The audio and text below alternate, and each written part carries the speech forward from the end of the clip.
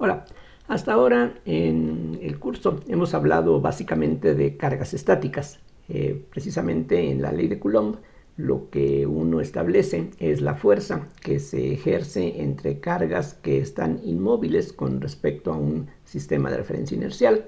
Y hemos hablado también de movimiento de cargas. Por ejemplo, cuando definíamos el potencial, nos fijábamos en qué tanto trabajo se realiza al desplazar una carga de un punto a otro.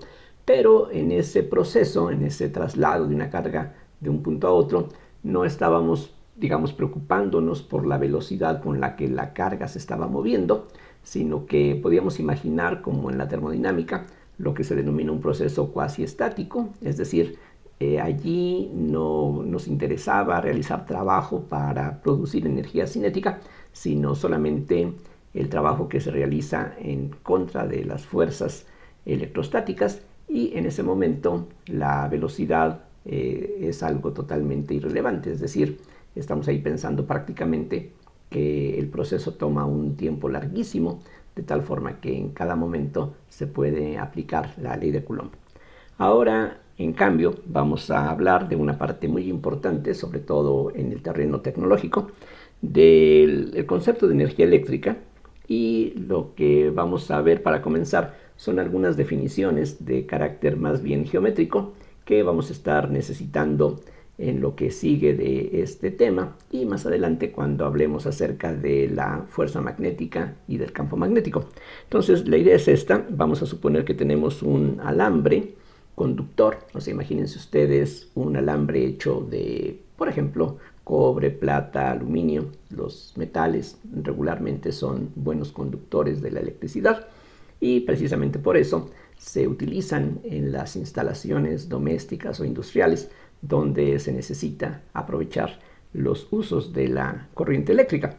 Entonces vamos a hablar primero de cómo se mide la corriente eléctrica. La corriente eléctrica, a grosso modo, significa el transporte de carga neta, de un punto a otro. Aquí me refiero a carga neta por la siguiente razón. Si pensamos, por ejemplo, en una corriente de aire, o sea, hagan de cuenta que estamos pensando no necesariamente en un huracán, pero simplemente en forma natural, todo el tiempo hay en la atmósfera corrientes de aire. Sí, pero normalmente esas corrientes se relacionan con átomos neutros que se mueven de un lugar a otro, de tal manera que la carga neta que se traslada de un lugar a otro vale cero.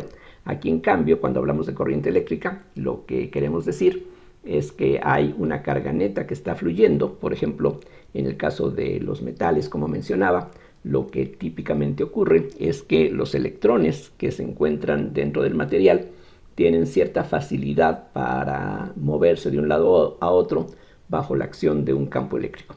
Este campo eléctrico lo podemos producir conectando los extremos de este conductor a una batería o alguna otra fuente de voltaje o de diferencia de potencial, y esa diferencia de potencial, como ya sabemos, equivale a la presencia de un campo eléctrico, y este campo eléctrico va a forzar a las cargas a que traten de moverse.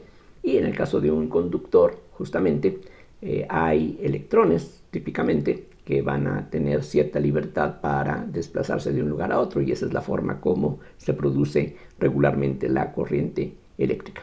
Entonces, lo que necesitamos en lo que sigue es definir cómo se va a cuantificar este concepto, y para ello entonces vamos a utilizar la letra I minúscula, aunque aquí vale la pena recalcar que la notación no es universal. En algunos textos se utiliza una I mayúscula para representar la corriente eléctrica o la intensidad de corriente eléctrica. Ahí eso explicaría más por qué usamos la I.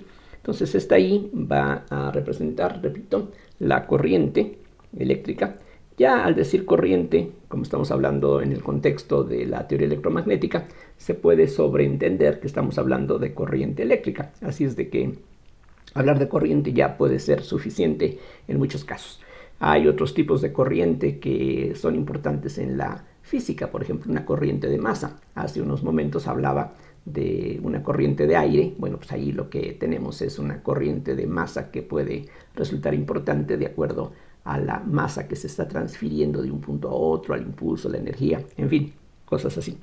Entonces, la corriente, grosso modo, se puede definir como la carga transportada por unidad de tiempo. Entonces, aquí la idea es básicamente la siguiente. Imagínense que nos fijamos en un punto de este conductor y de alguna forma medimos qué tanta carga pasa a través de ese punto y dividimos esa carga por el tiempo que se necesitó para que esa carga pasara a través de este punto. Entonces el resultado de esa división es la corriente y, como de costumbre, aquí podemos hablar de una corriente promedio o de una corriente instantánea, dependiendo de cuál sea el periodo en el que nos fijamos. Si nos fijamos en un periodo finito, entonces hablaríamos en ese caso de una corriente promedio, y si tomamos el límite cuando el tiempo tiende a cero, entonces vamos a obtener una corriente instantánea, que bueno, es un concepto que va a ser de utilidad como cosas análogas que utilizamos sobre todo en la mecánica. Bien, las unidades que vamos a utilizar para representar a la corriente, pues de aquí, de su misma definición, se pueden deducir. La carga la medimos en coulombs, en el caso del sistema internacional, y el tiempo en segundos. Entonces, el cociente que se obtiene, que son coulombs o coulombios, entonces coulomb o coulombio sobre segundo, esa sería la unidad para la corriente, pero como en muchas otras ocasiones ya hemos visto, se acostumbra a dar un nombre propio a esta nueva unidad, y a esto se le conoce como un amperio, que sería la forma castellanizada de lo que en inglés se conoce como un ampere. Entonces, bueno, se pueden utilizar cualquiera de estos dos términos para hablar acerca de la corriente. En el caso de, por ejemplo, de las cargas eléctricas que podemos tener en una situación electrostática, ya hemos visto que normalmente, en términos de coulombs, las cargas que podemos conseguir en el laboratorio son relativamente pequeñas cuando se expresan en estas unidades. En cambio, las corrientes que podemos conseguir expresadas en amperios pueden ser relativamente grandes. Por ejemplo, en una instalación doméstica no es tan extraño que las corrientes que alimentan la instalación puedan ser del orden de 10-20 amperios. Entonces aquí estamos hablando de cantidades pues que son del orden de esta unidad que aquí se define en este sistema de unidades. Ahora, algo que se hace frecuentemente, pero que puede resultar sumamente pues confuso, o por lo menos puede llevar a malentendidos, es que en ocasiones la corriente se expresa como dQ en dt, y esta fórmula se encuentra comúnmente en los textos. No es una expresión del todo conveniente o adecuada, porque para que esta expresión tenga sentido tendríamos que pensar que la Q es una función del tiempo. Aquí la pregunta es, si nos referimos a la figura que tenemos aquí arriba, esta Q, ¿cuál carga es? No sé si me explico. En cada momento, de hecho, la carga que hay en cada punto vale cero. Aquí esto es algo que vale la pena explicar con un poquito más de detenimiento. Si podemos imaginar lo que ocurre dentro de un conductor, imagínense que amplificamos muchas veces este conductor de tal forma que veríamos una cosa como esta. Bueno, dentro del material lo que suponemos es que existe una enorme cantidad de átomos, y aquí cuando digo enorme estoy hablando del orden de trillones de átomos, y cada átomo, pues recordemos, se puede tratar no de una manera completamente adecuada, pero sirve para muchos propósitos el pensar en lo que se conoce como el modelo de Bohr, es decir, que los átomos están formados por núcleos cargados positivamente, los cuales se encuentran rodeados por electrones que hacen que cada átomo sea eléctricamente neutro. Entonces, cuando aplicamos una diferencia de potencial entre los extremos de este conductor, eso, como dije, produce un campo eléctrico, y ese campo eléctrico hace que algunos electrones que están relativamente sueltos puedan estar saltando de un punto a otro. Entonces, lo que ocurre allí es que, digamos, un electrón que se encuentra en un átomo determinado, cuando siente la influencia del campo eléctrico, pues va a moverse con cierta libertad, dejando un hueco en el átomo al que pertenecía, si así lo queremos ver. Pero cerca de él hay otro átomo similar en donde también un electrón va a hacer algo parecido, de tal manera que los electrones van a pasársela, podemos imaginar, saltando de un átomo a otro, y en cada momento cada átomo es eléctricamente neutro. Esa sería la razón por la que, si por ejemplo nosotros acercamos un alambre que lleva una corriente a un trozo pequeño de papel o un pedazo de paja, ahí no vamos a notar la presencia de una atracción, como si ocurre cuando tomamos un trozo de plástico y lo frotamos para producir carga electrostática. Si lo acercamos un pedazo de objeto cargado de plástico, vidrio, lo que sea, a un trozo de papel, pues podemos notar la presencia de una fuerza de atracción. En este caso no ocurre así porque, repito, en todo momento habría neutralidad eléctrica. Los electrones van saltando, ocupando los lugares que otros electrones han ido dejando vacantes, pero al final de cuentas vamos a tener un flujo de electrones que equivale a un flujo neto de carga, pero en cada trozo del conductor la carga neta va a ser típicamente cero.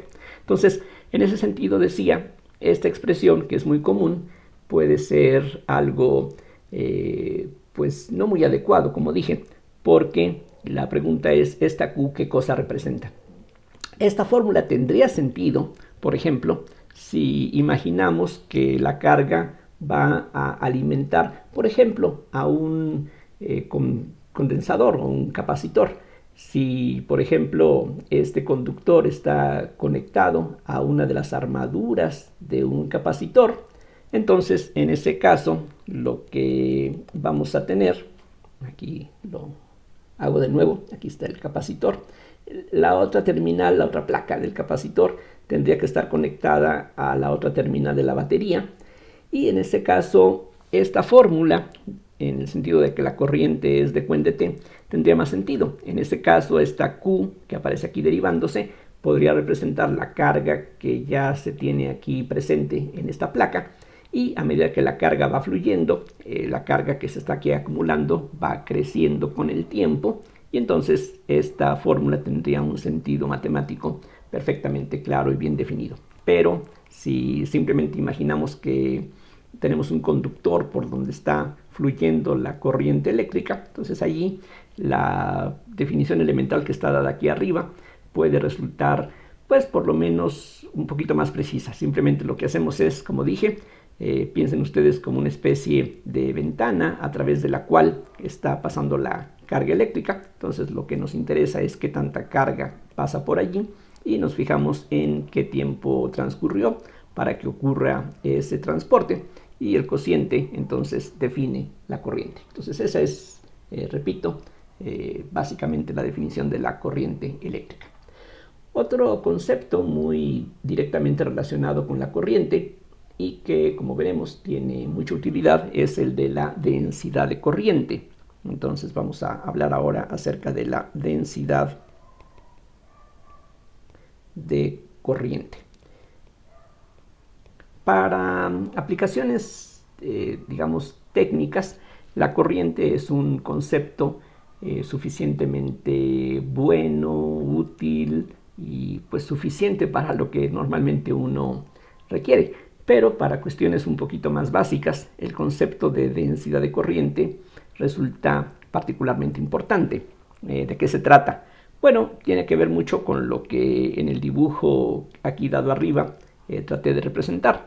Es decir, la corriente eléctrica se debe al flujo de carga eléctrica, y este flujo normalmente no va a ser a través de un hilo que tiene un grosor cero. Como aquí mencionaba, normalmente un conductor de veras pues va a tener cierta extensión, cierto diámetro. A través de esa sección es por donde está fluyendo la carga eléctrica, lo cual constituye la corriente eléctrica. La corriente eléctrica es el flujo de cargas.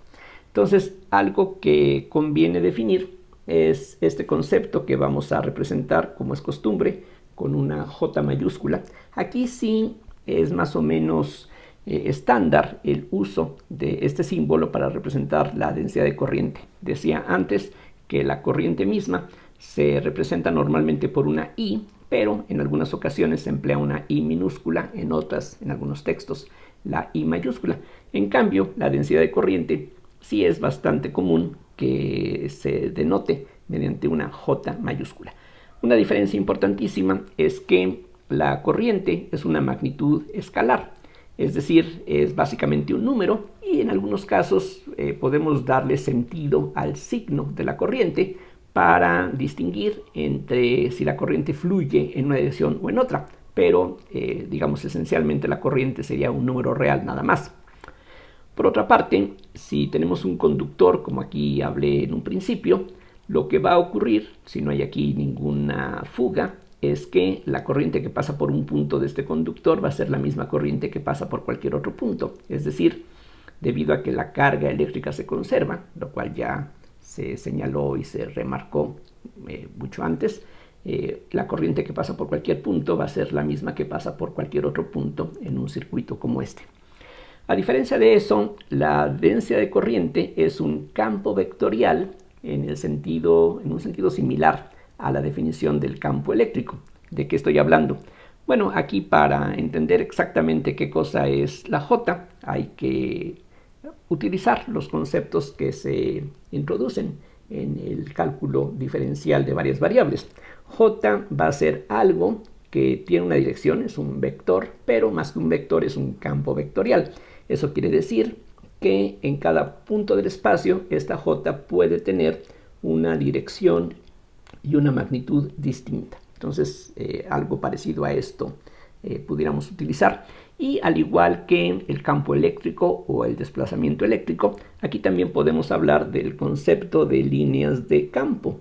No es el campo eléctrico, sino que estas líneas que aquí dibujé en color azul representarían grosso modo las trayectorias de esas cargas cuyo movimiento precisamente corresponde a esta corriente eléctrica que está fluyendo. Entonces, ¿qué relación hay entre esta densidad de corriente y por qué llamarla densidad de corriente? ¿Qué relación hay entre esta J y esta I? Bien, la definición es esta. Si imaginamos ahora un trozo de superficie en el espacio que tenga un cierto tamaño que voy a llamar dA, como de costumbre, esta D la empleamos para representar el hecho de que este elemento de superficie puede ser algo infinitesimal, entre comillas, es decir, un trozo tan pequeño que prácticamente en todos los puntos de esta superficie la J no varíe apreciablemente. Entonces vamos a definir la densidad de corriente por esta condición, que si llamamos S a esta superficie o a este trozo de superficie, la corriente que fluye a través de esa superficie va a estar dada por la integral sobre S de J punto de A. Y otra manera de escribir esto mismo es esta que estoy poniendo aquí ahora. Es decir, esta N es un vector normal unitario a la superficie y el vector de A tiene justamente esa dirección y su magnitud corresponde al área de este elemento de superficie. Entonces, aquí calculamos la integral cuando queremos tomar en cuenta el hecho de que esta J o la misma superficie puede estar de tal forma en el espacio que este producto punto puede ser algo variable de un punto a otro de la superficie. Entonces lo que hacemos es sumar los flujos a través de cada elemento de superficie y esa suma entonces nos da la corriente total. Vean el parecido que hay entre esta expresión y el flujo tal como aparece en la ley de Gauss. La diferencia aquí es que, bueno, en lugar de J, en el caso de la ley de Gauss aparece el campo eléctrico y en el caso de la ley de Gauss el flujo que definimos es simplemente una definición conveniente porque pues precisamente nos lleva a establecer la ley de Gauss. Es decir, ahí la definición de flujo tiene una utilidad bastante evidente en cuanto a que esa expresión es la que interviene en la ley de Gauss. En cambio, esta integral que tenemos aquí sí representa un flujo real de carga a través de la superficie. Es decir, esta integral representa el flujo de J a través de la superficie, pero aquí sí estamos hablando de un flujo material. Aquí realmente estamos hablando de cargas que están pasando a través de esta superficie, mientras que en el caso del flujo eléctrico es simplemente una definición que se hace por conveniencia. Aquí esto tiene, digamos, una realidad mucho más palpable. En el caso de una carga, aquí voy a regresar un poquito a lo que vimos hace mucho tiempo. Si tenemos una carga puntual, por ejemplo, esa carga produce un campo eléctrico y ese campo eléctrico produce sobre cualquier superficie un cierto flujo. Sí, pero esta carga en principio, por ejemplo, imagínense ustedes un electrón, pues ese electrón va a seguir cargado, hasta donde sabemos, con esa misma carga que tiene de 1.6 por 10 a la menos 19 coulombs eternamente. Entonces el flujo que pasa a través de cualquier elemento de superficie va a estar allí eternamente también. Entonces, ¿cómo es posible que tengamos un flujo que nunca termina? Bueno, ahí, como dije, eso se debe a que la definición de flujo que utilizábamos en la ley de Gauss es simplemente algo que corresponde a una definición matemáticamente conveniente para los propósitos de la ley de Gauss. Aquí, en cambio, cuando hablamos del flujo de la densidad de corriente, esto sí corresponde a algo material. Aquí sí tenemos cargas que están atravesando esta superficie y esta sería pues la relación que hay entre estas cantidades. Como la I se mide en amperios, entonces la J va a ser medida en unidades de amperios sobre metro cuadrado, ya que el área en este sistema de unidades pues se expresa en metros cuadrados. Bueno, entonces esa es la relación entre estas cantidades y, repito, desde el punto de vista matemático, y esta J es un objeto matemático, esta J es un campo vectorial, en cada punto tiene una cierta magnitud y dirección que puede ser diferente en cada uno de ellos, y pues esa es la definición de esta densidad. Ahora, esta densidad de corriente se puede relacionar con magnitudes microscópicas. Tiene que ver con lo que mencionaba aquí hace apenas unos minutos, cuando decía que regularmente, por ejemplo, en un metal, la corriente eléctrica se debe al flujo de electrones, comúnmente, que se están desplazando de un átomo a otro, y ese desplazamiento es lo que constituye la corriente eléctrica. Entonces, de alguna manera, la corriente pues tiene que estar relacionada con qué tantos electrones se están moviendo, qué tan rápidamente lo hacen, porque mientras más rápidamente se muevan, entonces la carga transportada va a requerir un menor tiempo para cruzar a través de un cierto punto. Entonces, la velocidad con la que se muevan estos portadores de carga, como se les conoce, va a determinar la corriente que está fluyendo. Entonces, vamos a ver qué relación hay entre esta cantidad, la corriente, la densidad de corriente, esas dos cantidades, con otras cantidades que tendrían un significado que vamos a llamar microscópico. Entonces, aquí hago espacio para hablar de esta relación y voy a imaginar las cosas de la siguiente forma. Vamos a pensar que tenemos cargas, digamos, básicamente puntuales. Otra vez piensen en electrones, que son prácticamente puntos de dimensiones casi insignificantes. Y vamos a suponer que hay un cierto número de estos portadores de carga. Entonces aquí son varios términos que estamos introduciendo. Entonces, por una parte, todas estas partículas, todas estas cargas, se les llama portadores de carga, porque precisamente ese es su papel, el hecho de que llevan carga. Entonces aquí tenemos portadores de carga. Pueden ser de carga negativa, como en el caso de los electrones, o podríamos tener iones o núcleos simplemente, que también son iones, que lleven carga positiva, que también en algunas circunstancias pueden ser los que estén portando la carga responsable de la corriente eléctrica. Ya más adelante podemos hablar acerca de eso. Ahora, para que estas cargas correspondan a una corriente eléctrica tienen que estarse moviendo. Entonces vamos a suponer que estas cargas, para hacer las cosas sencillas, tienen una velocidad que es prácticamente la misma para todas ellas, simplemente para hacer un cálculo simple. Si eso no fuera cierto, pues la idea, como en otras ocasiones, es fijarnos en un volumen más pequeño, donde prácticamente no haya variaciones en las velocidades de estas partículas. Y esta velocidad vamos a llamarle velocidad de arrastre. Más adelante vamos a ver por qué razón llamarle a esto velocidad de arrastre. La idea es que es una especie de velocidad efectiva o promedio con la que las cargas se están moviendo. Más o menos lo que veremos es que quizá en más detalle estas cargas no se muevan del todo libremente, sino que estén chocando con los núcleos de los átomos que se encuentran formando el material. Y eso pues no resulta tan difícil de imaginar. Si regresamos al diagrama que tenemos aquí más arriba, aquí podemos imaginar que los electrones, al ir saltando de un átomo a otro, pues pueden ir chocando con los átomos justamente, de tal forma que su movimiento, como veremos, sería más bien azaroso.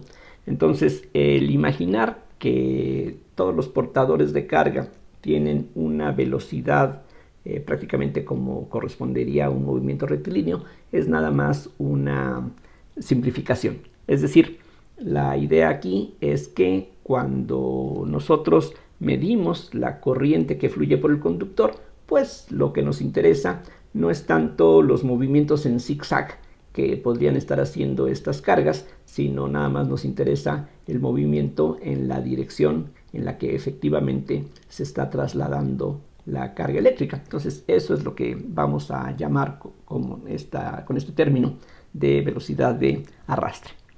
Bien, entonces algo que va a ser importante, como ya decía, es qué tan grande es esta velocidad. Mientras más grande sea la velocidad, podemos darnos cuenta que eso va a significar una corriente de mayor intensidad, porque habría más carga pasando por unidad de tiempo a través de cualquier punto o de cualquier superficie. Otra cosa que va a ser muy importante es qué tantos portadores de carga hay por unidad de volumen, y a esa cantidad la vamos a representar con una n minúscula. Entonces esta n va a ser el número de portadores de carga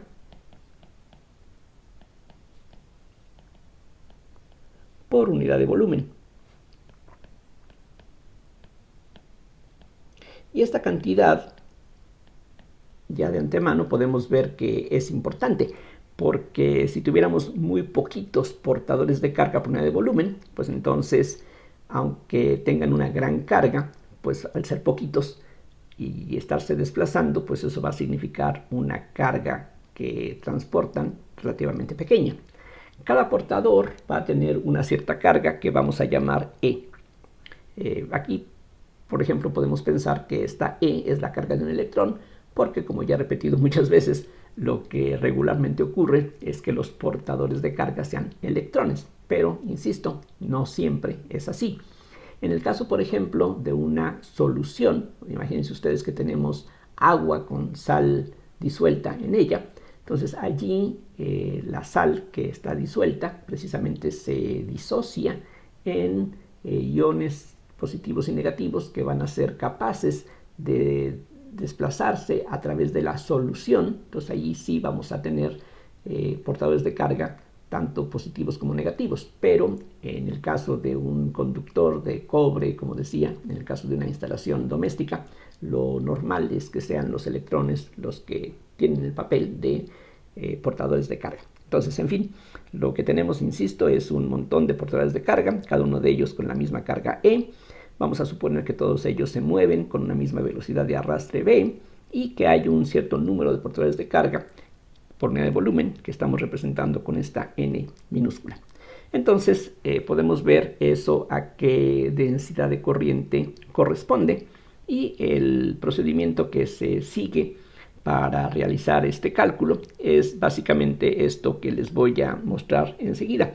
Vamos a imaginar un cilindro, algo como esto, que tenga como eje una dirección paralela a la velocidad de arrastre. Aquí quizá en el dibujo no se aprecia muy bien esa idea, pero hagan de cuenta que precisamente estas líneas, las paredes del cilindro, vamos a suponer que son paralelas a la velocidad de arrastre y vamos a llamarle pues A, por ejemplo, al área de las tapas de este cilindro y voy a llamarle, por decir algo, L a la longitud del cilindro. Esta L es una cantidad que nosotros podemos escoger libremente. Entonces, si quiero calcular qué tanta corriente estaría pasando a través de esta tapa de la derecha, bueno, la definición está muy clara. La corriente, recuerden, es la carga transportada sobre el tiempo necesario para que ocurra ese transporte. Bien, entonces, dentro de este cilindro color verde hay cierta cantidad de carga que se puede calcular fácilmente porque cada portador de carga tiene una carga E y lo único que necesito es saber qué tantos portadores de carga hay dentro de este cilindro, lo cual es muy fácil de calcular porque como N es el número de portadores de carga por unidad de volumen, lo que necesito es simplemente multiplicar la N por el volumen de este cilindro. Y si supongo que las tapas son perpendiculares a esta longitud, el volumen, no importa si este es un cilindro circular o tiene algún otro perfil, de todas maneras el volumen es el producto del área de la base por la longitud. Entonces, si multiplico A por L, este producto, A por L me da el volumen, N por A por L me da el número de portadores de carga que hay aquí dentro de este cilindro, y como cada uno de ellos tiene una carga E, este producto, E por N por A por L, sería la cantidad de carga eléctrica que hay dentro de este cilindro y que se está desplazando con esta velocidad. El tiempo que va a ser necesario para que esta carga pase a través de esta tapa, pues se puede calcular a partir de una fórmula de cinemática elemental. Recordemos que la velocidad es distancia sobre tiempo, entonces el tiempo sería, aquí lo recordamos, la velocidad, lo voy a borrar enseguida, la velocidad es distancia sobre tiempo, grosso modo esa es la definición básica, entonces el tiempo sería la distancia entre la velocidad. Entonces si divido la L sobre la velocidad de arrastre, aquí vean que lo único que me interesa es la magnitud de la velocidad, no el hecho de que la velocidad misma sea un vector, sino que aquí para poder calcular este cociente, lo único que me interesa es la magnitud de esta velocidad, decía. Entonces ya la definición esta elemental no la necesitamos, ahí tenemos lo que importa. Entonces, simplificando esta fracción compuesta, lo que ocurre es que la L desaparece y todo lo que queda es el producto de la carga de cada portador por la densidad de portadores de carga, por la velocidad de arrastre, por el área. Entonces, si esa es la corriente, la densidad de corriente tiene una magnitud que es la corriente sobre el área a través de la cual está fluyendo esta corriente. Entonces, eso nos lleva a la expresión muy sencilla que nos dice que la J es igual a N por E por la velocidad de arrastre, ¿verdad? Aquí a la hora de que dividimos entre el área transversal, entonces la corriente por unidad de área es este producto N por E por velocidad de arrastre, y de hecho esta relación se puede extender al vector o al campo vectorial J mismo. Aquí lo único que tenemos es la magnitud, pero podemos darnos cuenta de que como vector la relación que tendríamos es esto que aquí aparece. Es decir, si suponemos, por ejemplo, que los portadores de carga fueran cargas positivas, entonces la dirección de la corriente va a coincidir con la dirección en que las cargas se están moviendo. Entonces esta fórmula es muy simple, muy fácil de recordar y justamente refleja todo lo que ya se había señalado antes. A mayor velocidad con la que se muevan las cargas, eso va a significar mayor corriente, suena bastante razonable. Mientras más sea la carga de cada portador, pues eso significa más paso de carga, más corriente. Y mientras más grande sea la densidad de portadores, eso entonces nos da una mayor cantidad de carga que estaría fluyendo. Entonces esta fórmula es bastante útil y ya más adelante cuando hablemos de la fuerza magnética y cosas relacionadas con el campo magnético en general, vamos a ver que esta fórmula es bastante útil. Para terminar esta lección, vamos a ver un ejemplo que nos puede ayudar a tener una idea de los órdenes de magnitud que regularmente se presentan en situaciones bastante cotidianas, podríamos decir. Entonces, de lo que se trata en el ejemplo que vamos a ver enseguida es de lo siguiente. Vamos a imaginar un conductor, digamos de cobre. Entonces aquí tenemos un trozo de cobre y vamos a utilizar algunas cantidades que son justamente características del cobre. Algo que no es característica del cobre es el diámetro de este conductor.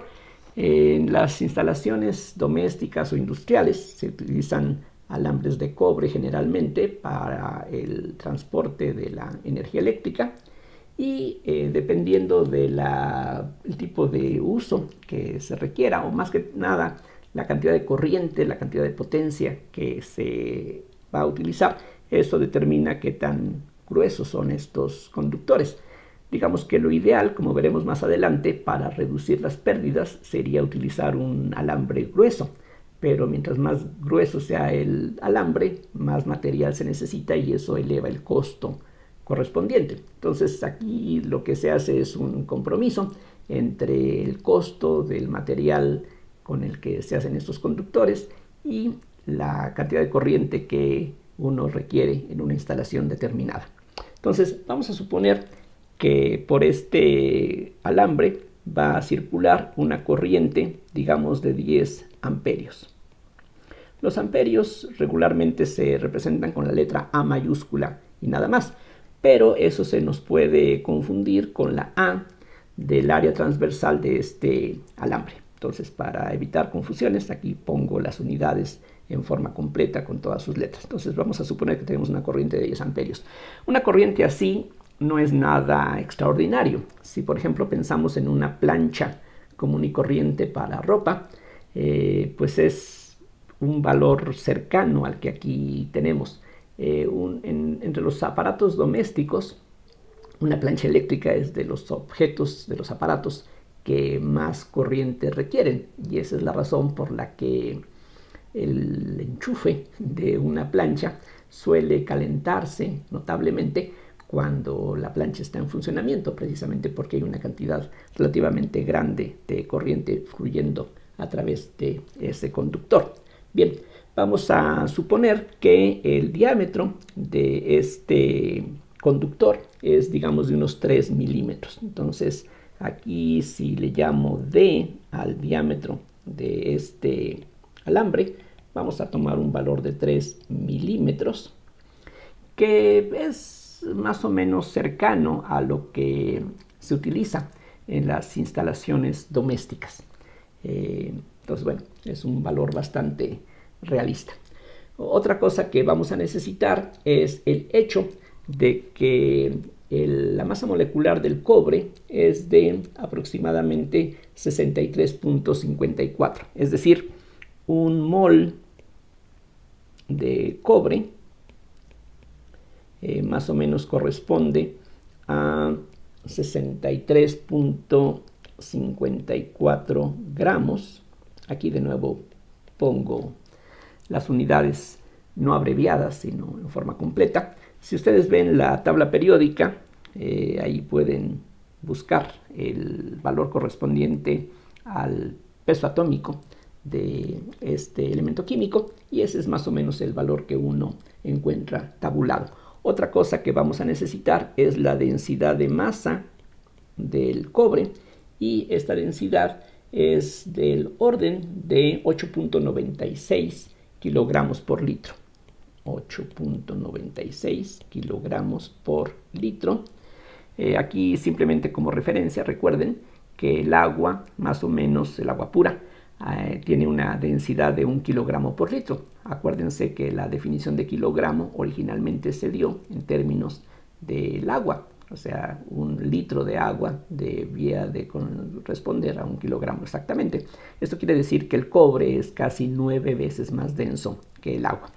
Para utilizar las unidades MKS, bueno, 1 litro, recuerden, es un decímetro cúbico, equivale a 1 milésima de metro cúbico, así es de que esta densidad sería aproximadamente 8.960 kilogramos por metro cúbico. Aquí no abrevio los metros y los kilogramos, más bien sí los abrevio, porque aquí no hay tanto riesgo de que haya alguna confusión con algunos de los símbolos que hemos venido empleando aquí previamente. Bien, entonces vamos a tratar de determinar cuál sería la densidad de portadores de carga que tendríamos en una situación como esta. Es decir, independientemente de la corriente que esté fluyendo, independientemente de las dimensiones de este alambre, si tenemos un bloque de cobre, pues allí hay una cierta densidad de portadores de carga, una cierta cantidad de electrones que van a ser capaces de transmitir la carga eléctrica. Entonces, vamos a suponer, lo cual es bastante cercano a la realidad, que cada átomo de cobre dentro de este material aporta un electrón que va a contribuir a la conducción. Entonces, supondremos que cada átomo de cobre aporta un electrón de conducción.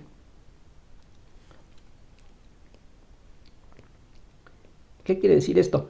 Bueno, cada átomo de cobre, como decía antes, lo podemos imaginar como un núcleo cargado positivamente con electrones que están dando vueltas alrededor. Así lo podemos imaginar, aunque la imagen no es muy buena, precisa y demás. Pero del montón de electrones que tiene un átomo de cobre, no todos ellos van a participar en la conducción eléctrica, sino que vamos a suponer que nada más hay un electrón por cada átomo, que es el que va a estar relativamente suelto como para poder participar en este fenómeno de la corriente eléctrica. Bien, entonces si quiero determinar cuánto vale la densidad de portadores de carga, recuerden, aquí regresamos a las fórmulas anteriores, esta N minúscula es el número de portadores de carga por unidad de volumen. Si vamos a tener un portador de carga por cada átomo, pues entonces la N sería el número de átomos de cobre por unidad de volumen. Entonces, para determinar cuánto es eso, lo que podemos hacer es un análisis bastante elemental, y una forma elemental de hacerlo es esta. Imaginemos un bloque, realmente la forma no importa, que corresponda a 1 metro cúbico. Aquí tenemos, imaginemos así, 1 metro cúbico de cobre. Digo, por ejemplo, imagínense ustedes un cubo perfecto de 1 metro por 1 metro por 1 metro en forma cúbica. Entonces eso sería 1 metro cúbico de cobre.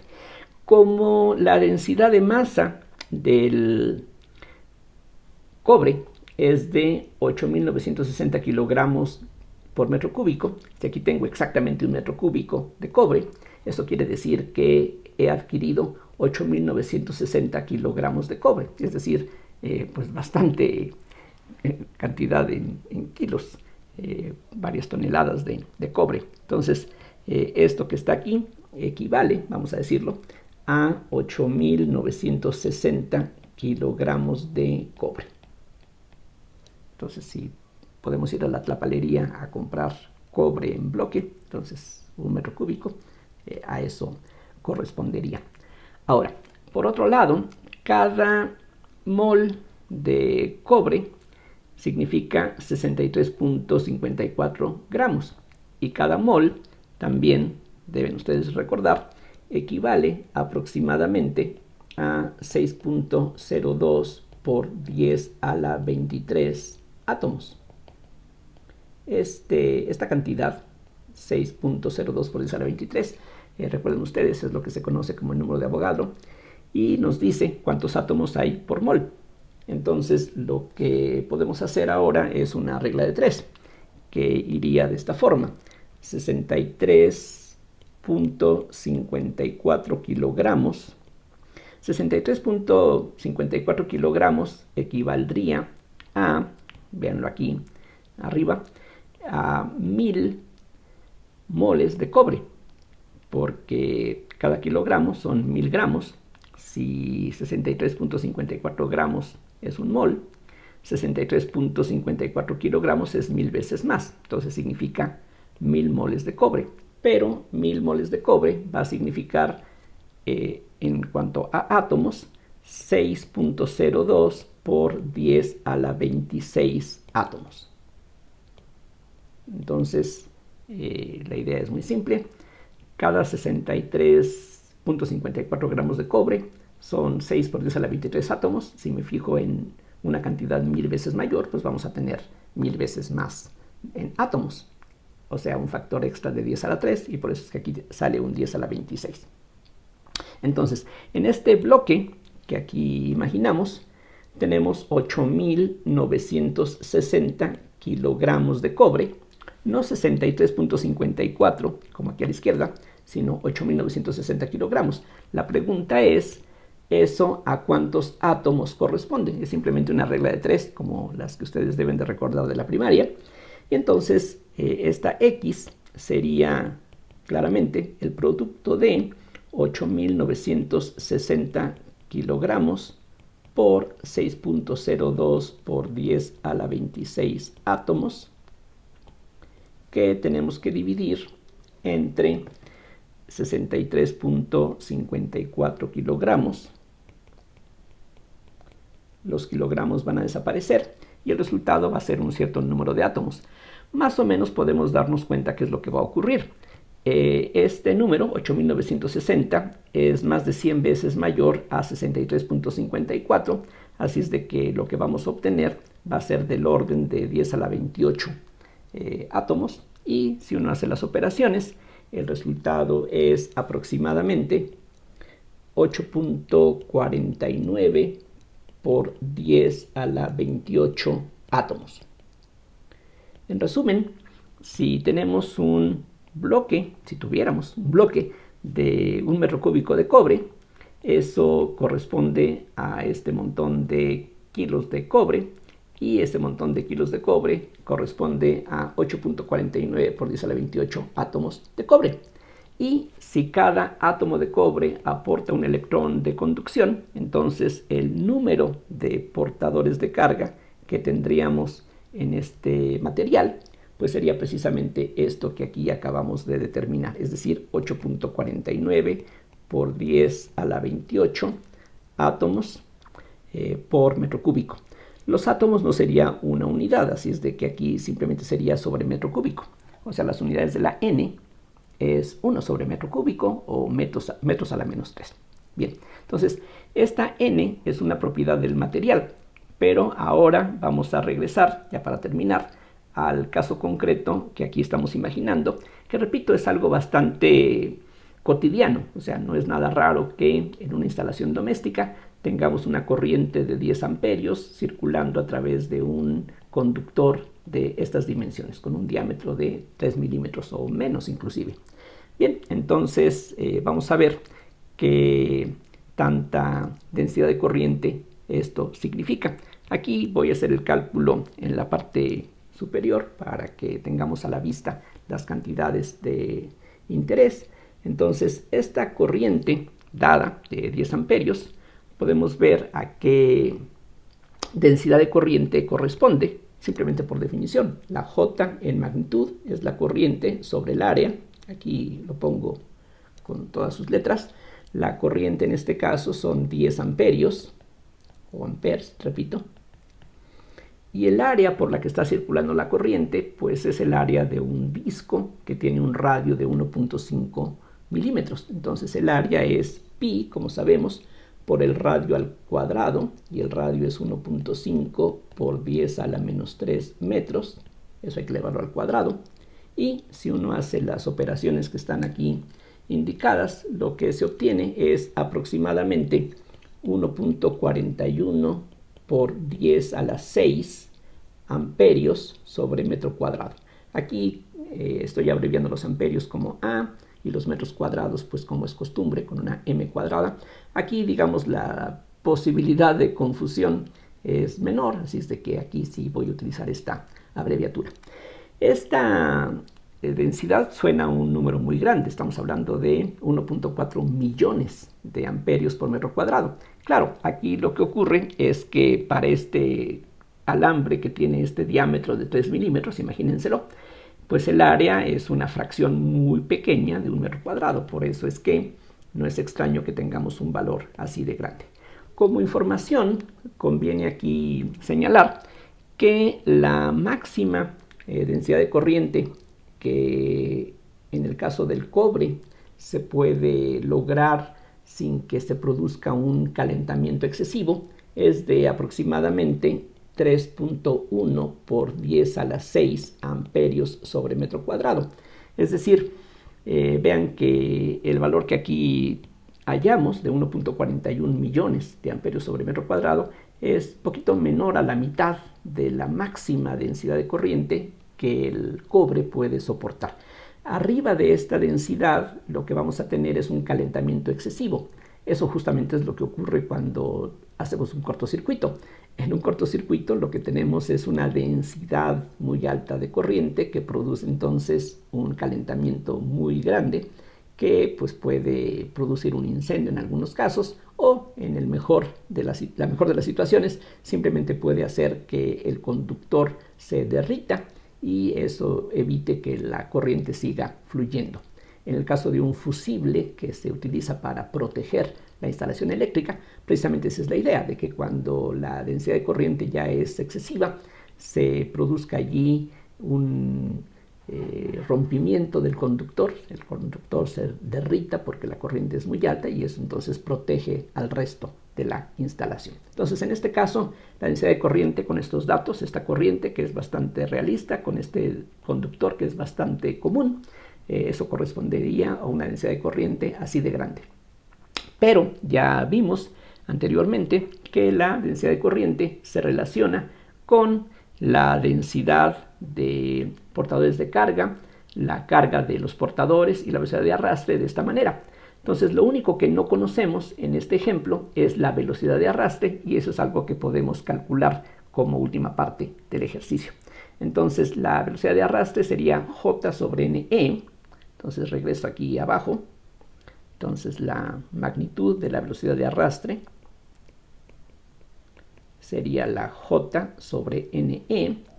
La J, como ya vimos, es aproximadamente 1.41 por 10 a la 6 en unidades MKS, o sea, amperios sobre metro cuadrado. La N ya la encontramos también, es 8.49 por 10 a la 28 sobre metros cúbicos. Aquí de nuevo las unidades no las escribo, no es necesario. Y la carga del electrón en valor absoluto es 1.6 por 10 a la menos 19 coulombs. Entonces, si me fijo en las cantidades numéricas, aparte de las potencias de 10, lo que vamos a tener es algo como esto. Y la parte aquí más significativa es lo que resulta de unir las potencias de 10. Y en este caso tendríamos 28 menos 19 es 9. Y al pasarlo al numerador, eso nos da menos 3. Entonces aquí tendríamos 10 a la menos 3. Como se trata de una velocidad, eso serían metros por segundo. Pero 10 a la menos 3 metros es un milímetro. Entonces aquí estaríamos hablando de todo este factor multiplicado por milímetro sobre segundo. Prácticamente 1.41 y 1.6 son del mismo orden de magnitud.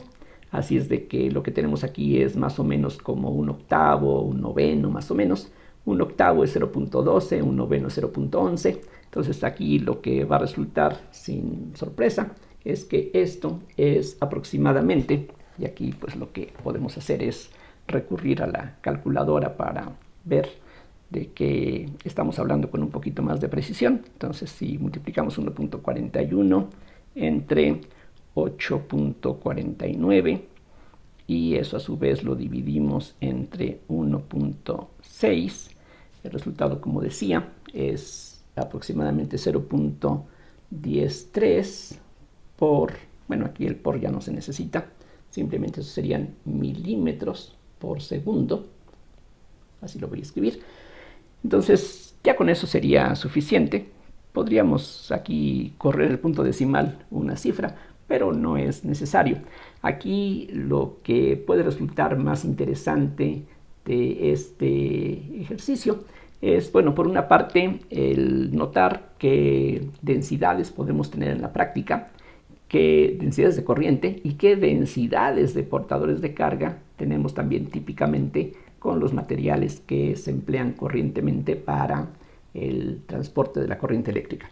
Y por otro lado, es bastante elocuente el resultado que aquí tenemos, es decir, que aún pensando en corrientes muy grandes, vean, aquí estamos hablando de la mitad de la máxima densidad de corriente que el cobre puede soportar sin que se caliente excesivamente. Aún así, estamos hablando de velocidades efectivas con las que los electrones se estarían moviendo, que son bastante pequeñas, son del orden de una décima de milímetro por segundo. Entonces, pues eso puede servir, insisto, para que tengamos una idea de pues, los órdenes de magnitud que típicamente aparecen en estas situaciones. Como dije, todo esto que estamos tratando ahorita va a ser de suma importancia más adelante cuando hablemos del campo magnético y de la fuerza magnética. Por ahora, pues eso es todo lo que incluye esta lección. Espero que todo haya sido accesible y, como de costumbre, espero sus preguntas, si es que hay alguna, a través de la dirección electrónica que ustedes ya conocen. Por su atención, como de costumbre, muchísimas gracias y hasta la siguiente.